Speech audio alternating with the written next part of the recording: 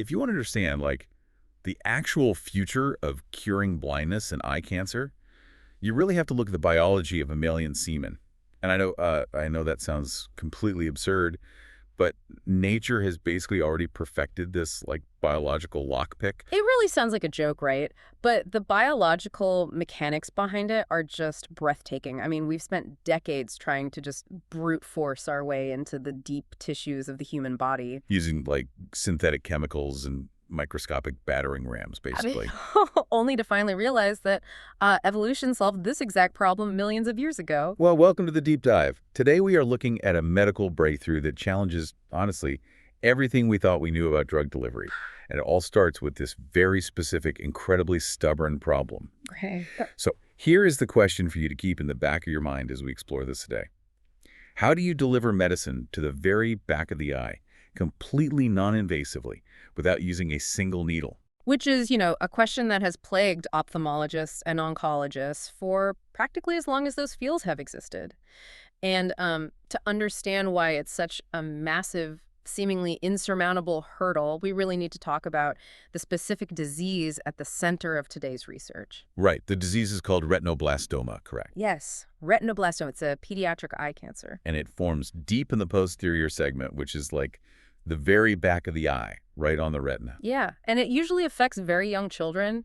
And the current reality of treating this is, well, quite frankly, it's brutal. It's incredibly tough on the patients, I imagine. Extremely. And the reason it's so tough is because the human eye is one of the most heavily guarded, fortified organs in the entire body. Which makes sense, right? Like, from an evolutionary perspective, your eye is a direct, highly vulnerable window straight to your brain. Exactly. So the body has developed these intense natural security systems to keep foreign substances out. You have the corneal epithelium at the front and the blood retinal barrier at the back. So they're not just physical walls, they're like complex biological checkpoints. Right. They're specifically designed to keep bacteria, viruses, and, toxins out of your vision system. But I'm guessing that same security system also keeps out life-saving medicine. That is the tragic irony of it, yeah. To get cancer-killing drugs past those biological bouncers, doctors currently have to rely on highly invasive methods. We're talking about intravitreal injections. Wait, meaning they literally take a syringe and inject chemotherapy drugs directly into a child's eyeball? Yes, directly into the eye. Or they have to use radiotherapy, which carries its own severe long-term risks. Or even systemic chemotherapy, where they flood the child's entire bloodstream with toxic drugs just to get, like, a tiny fraction of that medicine into the eye. Oh, wow. So the collateral damage from those approaches must be severe. It really is. We're talking about irreversible structural damage to the eye, severe systemic toxicity that affects the heart and the liver. And in the worst case scenarios, if the tumor is growing and threatens to spread through the optic nerve into the brain. Doctors basically have no choice but to perform an enucleation. Exactly, which is the permanent surgical removal of the child's eye just to save their life. It's just a devastating outcome. Yeah. And for a long time, the scientific consensus was that you could never just use, a simple topical eye drop to treat a tumor that deep in the eye. Like, the barriers were just considered too thick. Oh, people certainly tried, though. I mean, researchers have spent years engineering synthetic carriers. They built these artificial nanoparticles, liposomes, complex cell-penetrating peptides. But they kept hitting the same walls, right? Yeah, because these synthetic carriers were essentially trying a brute force approach, and they failed for a few distinct reasons. Either they couldn't hold enough of the drug to actually be effective, or they lacked the ability to specifically target the tumor once they were inside. Or, and I think this was the biggest issue based on the research, they were simply too toxic. Right. They would literally tear through the delicate surface tissues of the eye just to get inside, which caused permanent damage to the cornea. Okay, so I'm stuck on this delivery issue here. If human engineering, like all these highly advanced synthetic nanoparticles and lab-created polymers, if they can't breach the eye without causing permanent damage, it kind of feels like a dead end. Are we just missing the right synthetic material, or what? That is exactly the wall researchers were hitting. And the breakthrough came when a specific team of scientists decided to, stop trying to invent a new synthetic key and instead look for a key that nature had already forged. Ah, okay. So this brings us to the research.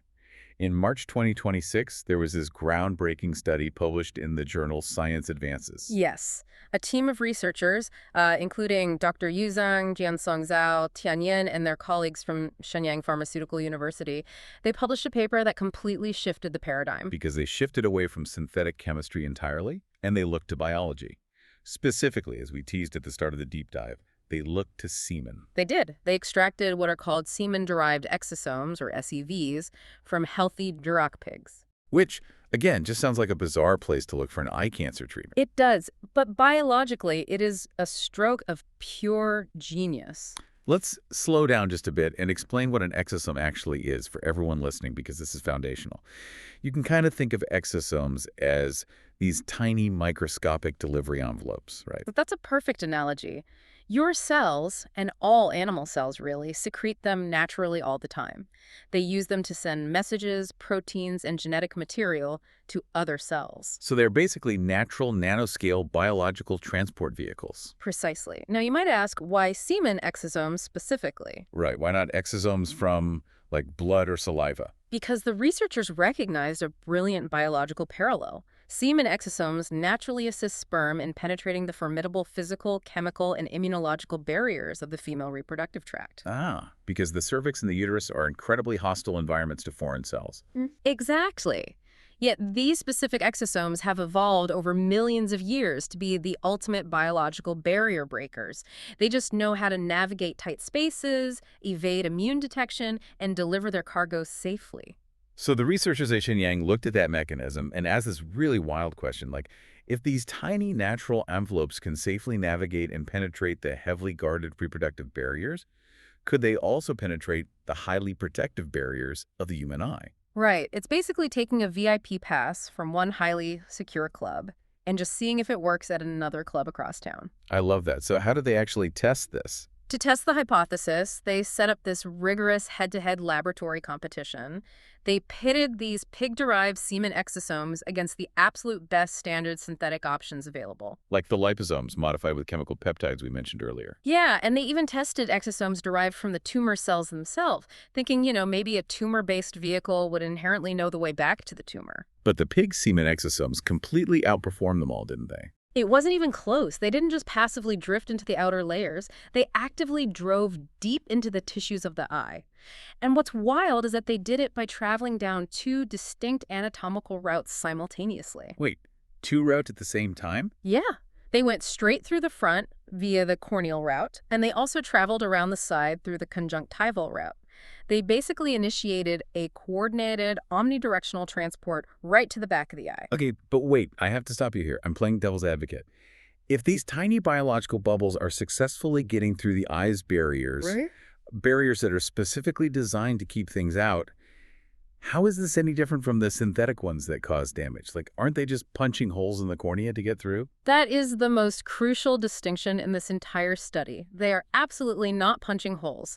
The researchers investigated the exact mechanism of how these exosomes cross the barrier, and it turns out it really is a biological VIP pass. Okay, so how does the pass work?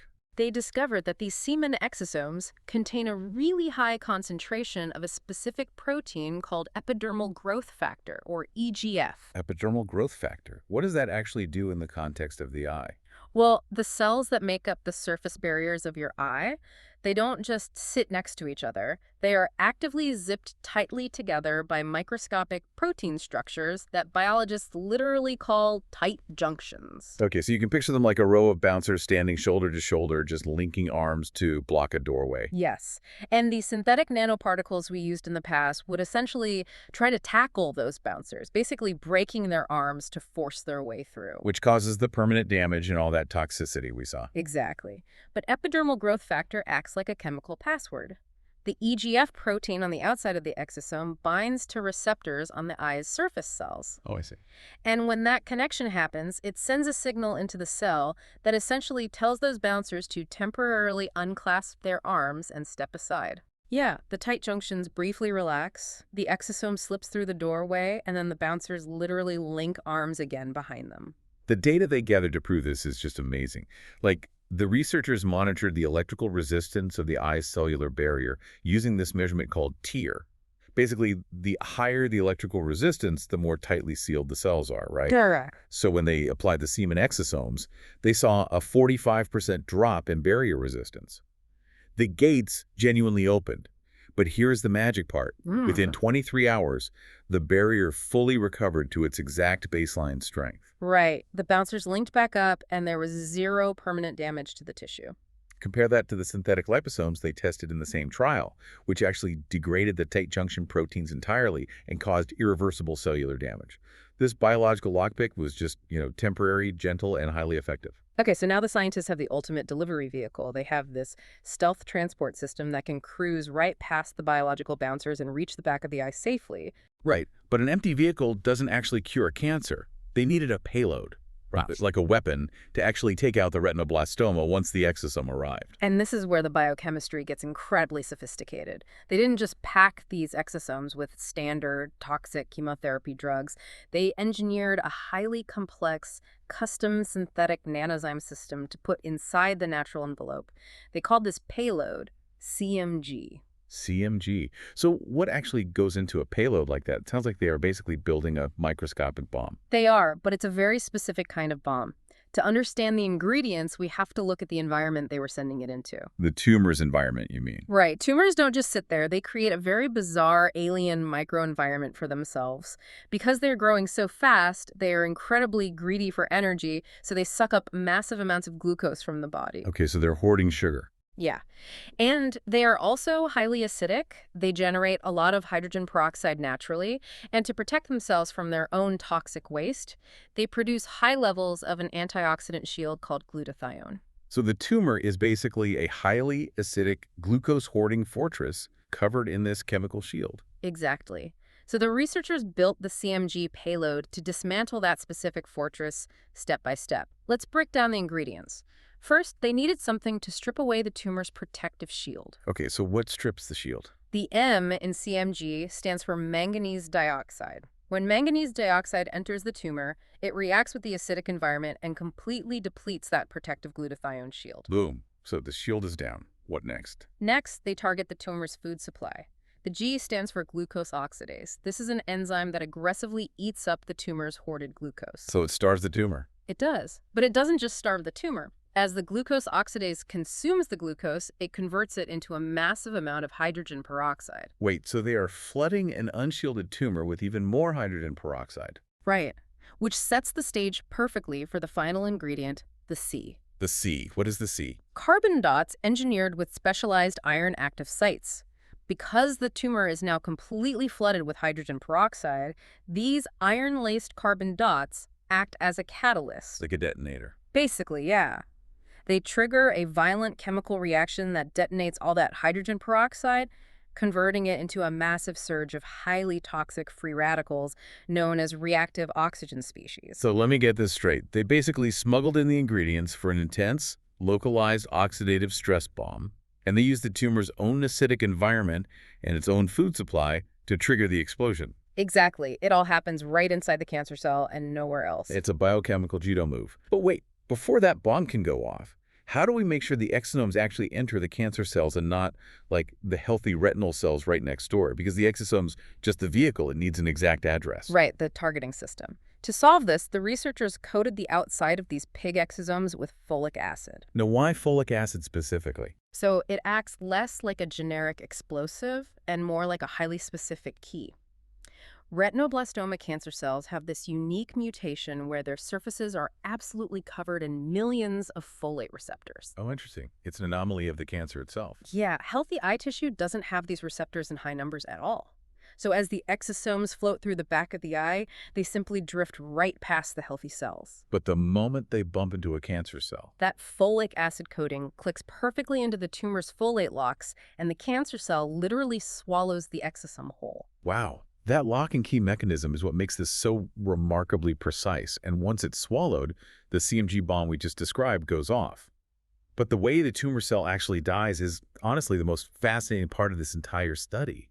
It involves the cellular process called autophagy. Autophagy. Yeah, let's break this down because the way they hijack this process is just staggering. Normally, autophagy is a good thing, right? It translates literally to self-eating. Right, it's essentially the cell's internal recycling center. If a cell gets stressed, or if some of its internal components get damaged by toxins or a lack of oxygen, it uses autophagy to gather up those broken parts, chew them up, and recycle them for energy. It's a survival mechanism designed to maintain the cell's health. I like to think of it as a cellular Roomba. It just cleans up the mess so the cell can keep living.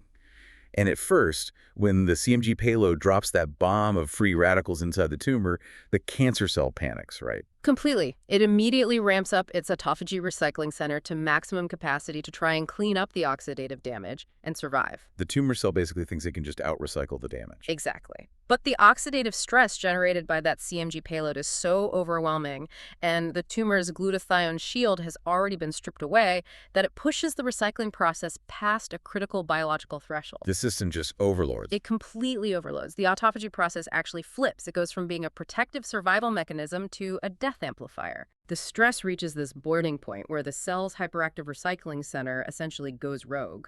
It starts attacking the cell's vital structures, eventually puncturing its own nucleus and forcing the cell to pull its own plug. The technical biology describes it as activating an extrinsic apoptotic pathway, right? But in plain terms, the extreme stress forces the cell to basically execute itself. The researchers called it a synthetic lethal triad. The tumor's own defense mechanism is weaponized against it, dismantling the cancer cell from the inside out. It is a total masterclass in exploiting tumor biology. But of course, designing an elegant microscopic trap in a petri dish is one thing. The real test is whether this incredible machinery actually works in a living, breathing subject. And this is where the results cement this as an absolute medical breakthrough. The Shenyang team tested this entire platform on mice. And not just any mice. They used mice with orthotopic retinoblastoma. Meaning the researchers successfully grew actual human retinoblastoma tumors deep inside the retinas of these mice, mirroring the human pediatric disease perfectly. Right. And the treatment protocol they used to cure them was incredibly simple, especially when you compare it to the current standards of radiation or taking needles to the eye. No invasive surgeries, no systemic chemotherapy. Nope. Just simple topical eye drops administered twice a day for 30 days. Just putting drops in their eyes. And the outcome was stunning. After 30 days of these exosome eye drops, the tumors were virtually eradicated. It's incredible. When they compared the treated mice to the untreated control group, the mice receiving the specialized exosome eye drops had only 2.35% residual tumor mass remaining. It was almost a complete clearance of the cancer. But just as importantly, we really have to look at the safety profile here. As we discussed earlier, traditional treatments often destroy the patient's vision in the process of killing the tumor. Right, the collateral damage is usually awful. To check this, the researchers ran electroretinography tests, or ERG tests, on the mice. And these tests measure the electrical activity of the retina in response to light flashes, right? Basically testing if the eye can still see. Exactly. And the mice treated with the exosome eye drops retained completely normal, healthy retinal function. Their vision was preserved entirely. That's huge. Plus, the researchers performed extensive histological tests on the mice's other major organs, the heart, the liver, the kidneys. They found zero systemic toxicity. So the medicine stayed exactly where it was supposed to, killed the tumor, and left everything else entirely alone. When you step back and look at the implications of this study, they are monumental. What Dr. Zhang and her team have achieved here goes far beyond just a single cancer treatment.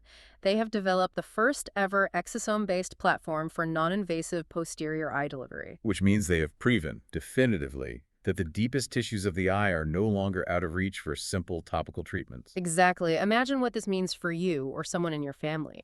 Retinoblastoma is a rare pediatric disease, sure, but millions of people suffer from other severe conditions at the back of the eye.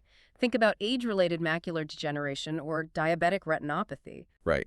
And currently, the absolute gold standard for treating those widespread conditions involves a patient driving to an ophthalmology clinic and getting terrifying monthly needle injections directly into the white of their eyeball. Which is a massive psychological and physical burden on patients. It's profoundly uncomfortable. And, every time you pierce the eye, it carries risks of severe infection or even retinal detachment. And just imagine if instead of scheduling that monthly needle injection, you could simply sit at your kitchen table, tilt your head back, and put in a few eye drops before bed. This research provides the foundational blueprint for that reality. It really does. It completely redefines patient comfort, safety, and accessibility for a whole new frontier of ocular therapies. And it also answers a major logistical hurdle for future pharmaceutical research, right? Right. Because while using exosomes from pig semen is a brilliant proof of concept, you obviously can't rely on farming Duroc pigs to supply millions of bottles of eye drops for a global market. No, definitely not. The manufacturing scale just isn't feasible for that. But the researchers were already a step ahead on that front, weren't they? They were. Through their analysis, they discovered that human epidermal growth factor, the human version of the EGF protein, functions almost identically to the pig EGF when it comes to whispering the password to those tight junctions. This is a vital finding. It means scientists don't need the animal source at all moving forward. Yeah. They can now engineer fully synthetic, bio-inspired nanocarriers in a lab. Exactly. As long as they coat those synthetic carriers with human EGF, they can theoretically unlock biological barriers safely, mimicking the natural exosomes without any of the supply chain limitations. When you step back, the elegance of this entire discovery is just staggering. We went from the barbaric reality of literally injecting needles into children's eyes to harnessing nature's own reproductive barrier breakers as a simple, painless eye drop. Yeah. We learned that these natural delivery envelopes can safely command the eye's cellular bouncers to step aside, allowing medicine to reach the deepest tissues without causing even a scratch. And once inside, we saw how scientists didn't just, drop a generic poison into the eye. They engineered a payload that exploits the tumor's specific biology using its own acidic environment and glucose addiction to strip its shields, trigger an oxidative bomb, and force the cancer's own recycling center to pull the plug on the cell itself. It really highlights a profound, big-picture insight about the nature of scientific progress, I think. Sometimes the most cutting-edge medical breakthrough isn't about inventing a brand new, complex machine from scratch. Oh, absolutely not. It's about recognizing that for millions of years, evolution has been running the most rigorous research and development program on the planet. Nature already solved the problem of crossing biological barriers. We just had to be curious enough to look in the unlikeliest of places to find the blueprint. It definitely shifts our perspective. If we can borrow a VIP pass from the reproductive system to safely unlock the human eye, it completely opens the map for where we can go next. Exactly. I want to leave you with this final provocative thought today. If a biology-inspired lockpick can safely sneak heavy-duty, complex medicine past the tight junctions of the eye, what other biological VIP passes are hiding in plain sight? Right. Like what other natural mechanisms are just waiting to be discovered that could finally help us deliver treatments across the blood-brain barrier for Alzheimer's? Or deep into the dense, heavily guarded tissues of a failing heart? We finally found the keys. Now we just have to figure out which doors they open.